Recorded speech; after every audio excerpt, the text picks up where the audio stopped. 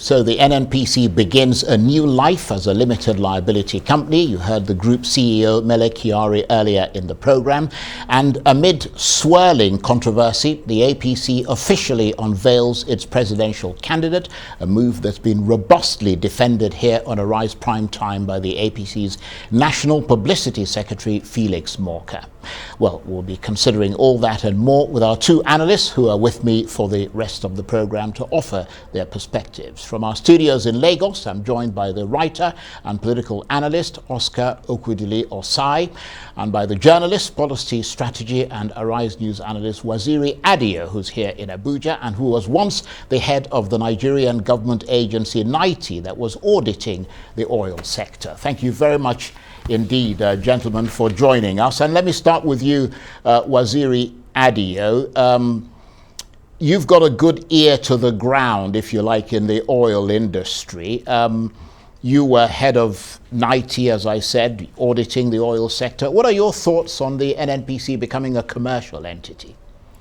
I think this is a very good development, a landmark development that should be celebrated. The government should be commended. And this is a journey that started as far back as 2008, and it took us 13 years to pass the bill that eventually became the law, and as stipulated in the PIA, the NNPC became a company and was unveiled yesterday. So this is good, and it should usher in so many things. The company should be more competitive, should be run in a more transparent and efficient manner, and all of that. But at the same time, I think we also need to watch that space very closely. We need to look at how the management of the corporation and the board rise up to the occasion. So that will be very, very important. Another thing that will be very important is the latitude that the government gives the organization to really be free. That will be quite important. And also, the extent to which, the degree to which the organization is held accountable. Targets should be set, and there should be responsibilities for actions. I listened to Mr. Mele Kyari very carefully. He sounded very upbeat. I think we should give them a chance, right?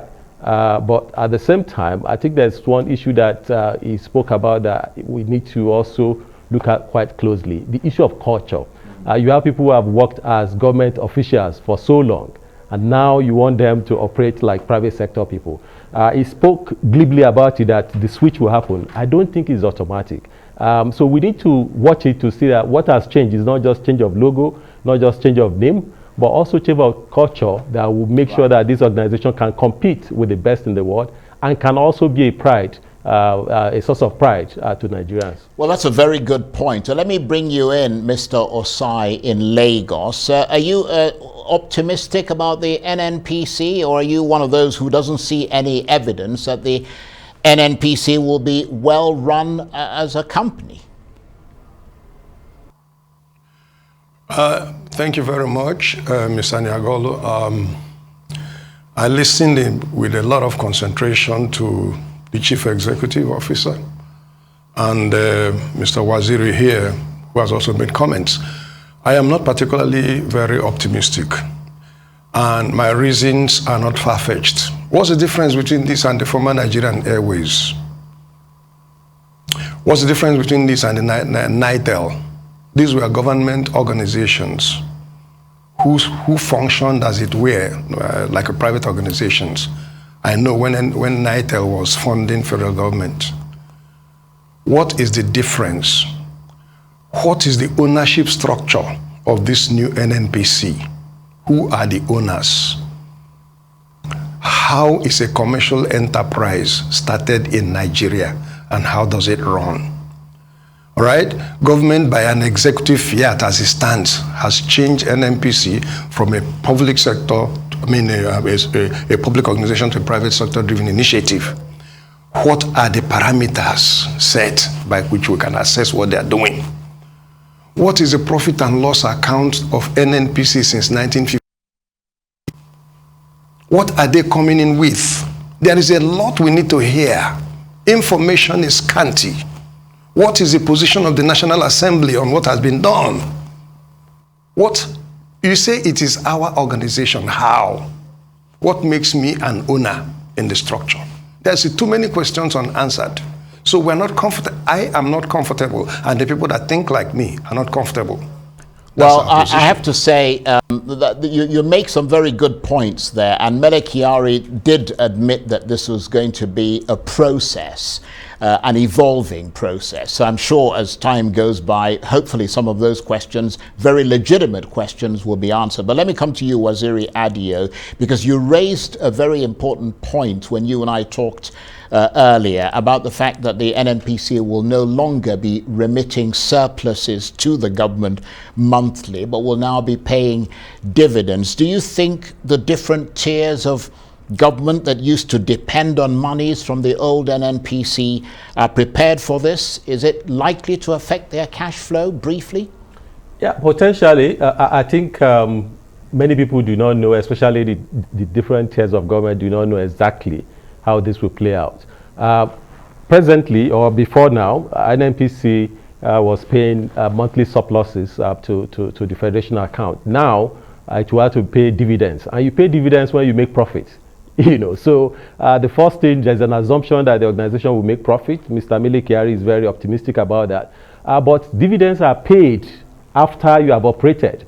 So that will have implication for cash flow. There's a possibility that they might be able to borrow against it to say, okay, maybe they will pay the dividends every 3 months, every 6 months, but it's not going to be a monthly kind of thing. You know, the question that the other gentleman raised, I think we should give them a chance, right? This is not the same thing as Nigerian Airways, you know, or NITEL. This is not something done by executive fiat. Actually, there's a law that says that NNPC should transit. So the National Assembly is part of it, a law duly passed by the National Assembly and signed by the President. And also, it's going to be completely different. So yes, we operate in a very low trust environment, but we should give them a trust, right? And see. we should give them a chance, right, and see how it goes. I think the retest will be in how they operate from now on. Right. Okay. Let me come to you, Mr. Ossai, very briefly. Let's turn to politics. The APC officially unveiled its vice presidential candidate, Ibrahim Kashim Shettima, today. A good move for the APC or a bad one? Well, again, we are back to the same thing I'm saying. The Christian community in Nigeria and even Muslim community who also feel that there should be a sense of balance are left out.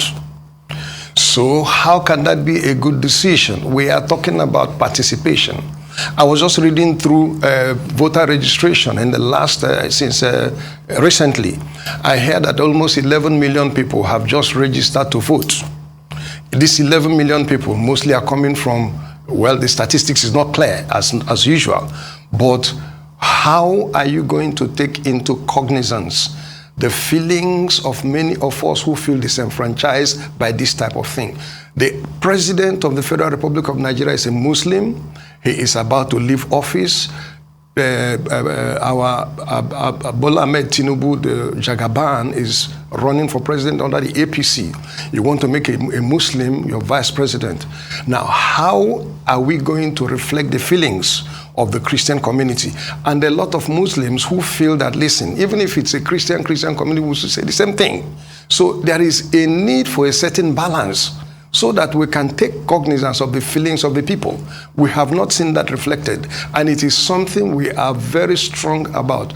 The Nigerian Christian community, the Christian Association of Nigeria, the PFN are raising objections, and some of us are mere members of this organization. I really apologize for interrupting you, Mr. Ossai, but we're out of time. Oscar Okudili Ossai talking to me from Lagos there, and of course Waziri Adio here in Abuja. Thank you very much indeed. That's it for this edition of Arise Prime Time. Do join us again tomorrow. From me and the entire team here in Abuja and Lagos, bye-bye, and thank you for watching.